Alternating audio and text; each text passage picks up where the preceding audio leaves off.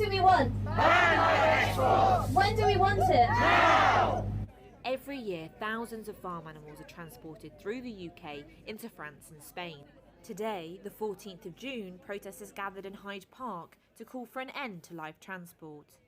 We started up in Edinburgh on Wednesday, and that started the truck journey with our big truck that had trucking hell written on it and really powerful images of calves that are typically transported for hundreds or thousands of miles, sometimes hundreds of hours overseas to the continent. Then our truck travelled all the way down to Ramsgate, and here we are today in London to round everything off. We've been having some amazing, inspiring speeches from people like Flack, MEP, and Peter Egan of Downton Abbey, and we've watched several campaign films capturing the energy of this global day of action. It's a global problem that needs a global solution. See, it's a difficult political climate. It's hard to predict what's coming next, but we're ready to seize on whatever opportunity arises to finally push through that ban on UK live exports once and for all. At the moment, we've got an action for our supporters to call on their local MP to support a live export ban, because we just have to keep up this momentum. There is support in Parliament. We've heard from some of our political speakers here today, including Theresa Villiers as well,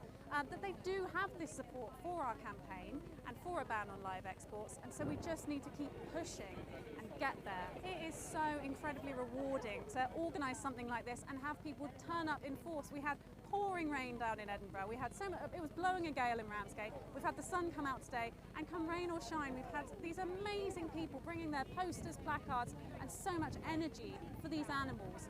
They care so much, and so do we. We call for a limit on maximum journey times of 8 hours, and we want to stop the live export trade globally as well. It causes suffering. These animals often, they suffer and they die in these trucks from exhaustion, from thirst, from overheating. They haven't got enough space, they can barely move quite often.